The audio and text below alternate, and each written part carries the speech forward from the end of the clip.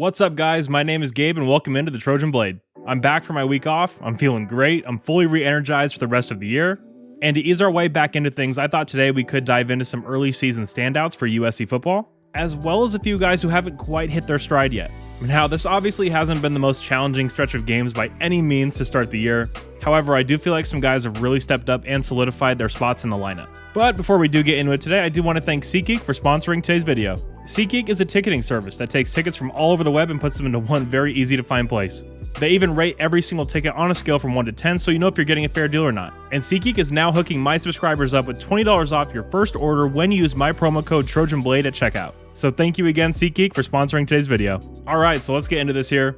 The first guy I want to talk about today is someone that I have been 100% wrong about this year, and that's Solomon Byrd. Last year, Solomon would have a really nice game and then he would vanish for 3 weeks. In all 3 games this year, he's been dominant and disruptive as a pass rusher. I've been blown away by both his motor and his strength. He has absolutely locked down that defensive end spot as far as I'm concerned. Through 3 games, he has 2.5 sacks, 5 pressures, and 7 defensive stops, which is great production coming from that spot. If he can keep this up the majority of the year, the Trojan front is going to be in a really healthy spot. Like I've said in other videos, he's not the best in the run game and he is going to make mistakes at times. But when you have that productive a pass rusher, that honestly doesn't matter. In today's day and age of football, getting to the passer is far more important than defending the run.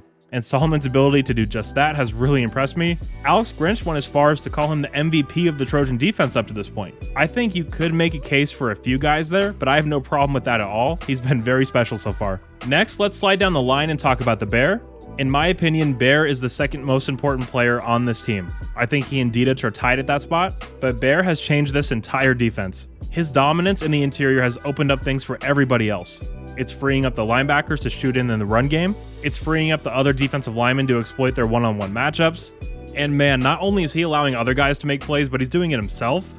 Despite facing tons of double teams, he is an absolute menace. He gets after the passer, he gets his hands up to bat balls down. He pushes offensive linemen back like they're children. 9 pressures from the interior is crazy. He's been everything we had hoped for. And man, I had high expectations for him, but he's honestly blown them out of the water. The level of physicality and just his presence has changed everything for this team. How exciting is this, guys? We're on player number 3, and we have yet another pass rusher. This time it's Jamil Muhammad. He's really added a level of athleticism and speed to this defensive front that we haven't had in a while. The motor, the way he runs quarterbacks down. I mean, when we're up against the more mobile quarterbacks later in the year like Bo Nix, he's going to be vital for this defense. So far, he has 6 pressures and 2 sacks. Again, production, something we didn't have last year outside of Thule. You're seeing that and then some with Jamil. And just like with the other guys, the more comfortable he gets in this scheme, the more reps he gets, the better he's going to be on the field. So very excited for that. Now let's talk some offense. First, I want to talk about Taj Washington. Chef Taj is playing at a different level this year. All he does is produce. When the play breaks down and Caleb starts running around, you just know 16 is going to be on the receiving end. And in a receiving room that's just filled to the brim with talent, it makes me really happy knowing that one of the main stars is a guy that chose USC when we didn't have a lot to offer from a football perspective. Because remember, Taj was not a Lincoln guy. He committed to us in 2021 and Clay Helton's last year. So Taj is a true Trojan through and through, and he's admittedly one of my favorites on this entire team. Alright, next up, let's talk about Zachariah Branch. I've seen people refer to him as a human highlight reel. While that's true, he's a lot more than that. This guy is a great football player. I feel like that gets lost from time to time, and truthfully, he's only going to get better and better as the year goes along. He's still so young, and that's a really scary thought. Imagine when his route running gets more refined. Very scary for opposing defenses, but even now, he's one of the most devastating weapons in the entire sport. His skill as a punt returner is going to make a major impact throughout the entire year, even if they don't kick it to him. When you have collegiate punters trying to directionally kick, that really opens things up for shanks, and if you can make the opposing team worry too much, there'll be a mistake or two, that's for sure. A few honorable mentions here real quickly. Max Williams has been great. Rajon Davis has played his way into a starting role. Jonah Monheim is the best tackle in the country, full stop. And Marshawn Lloyd and Lake McCree have both been huge for the SC offense. I mean, honestly, this team's played so well, there's so many guys I could talk about. But in the interest of not making this video too long, let's move forward. Alright, now let's talk about a few guys who I feel like haven't hit their stride yet or played entirely well. So first up, I want to say the corners. All of them. Now, they haven't been bad, but I just feel like they haven't been playing at as high a level as the safeties or the defensive line.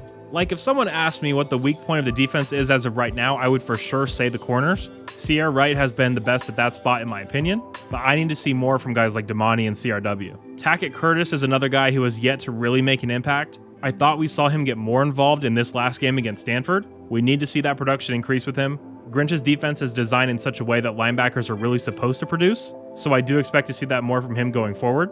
Moving over to the offense, Jared Kingston hasn't been great up to this point. The Stanford game was without a doubt his best showing. Now that he isn't being rotated as much though, I will be interested to see if he really hits his stride and gets a nice rhythm going with the other guys on the Trojan line. I mean, other than that though, I think this team is really firing on all cylinders. Not too much negative to talk about here, which is always nice. And of course, I do want to hear from you all about this as well. Make sure to let me know who's standing out to you down below in the comments. And if you agree with someone's comment, make sure you give that a like as well. Alright guys, so just some scheduling stuff. Tomorrow I will have a viewer comment video out. If you want to have a question answered on tomorrow's video, I will be putting out a tweet probably tomorrow morning asking for comments and questions, so keep an eye out for that. Wednesday, I will be giving you a preview of the Patreon exclusive film study we do. Normally it's only for patrons, but this week it will be on YouTube as well, so you can sort of see what we do over there. And then obviously Friday will be the Arizona State game preview. Spoiler alert, I have USC winning that game. Shocker, I know. But that will do it for me today, guys. If you did happen to enjoy this video, please do leave a like and subscribe to the channel if you haven't already. And if you do want to help support the channel in an even bigger way, you can do so over on my Patreon for only $1 a month. It's great to be back. Thank you all so much for being here today, and as always, take care and fight on.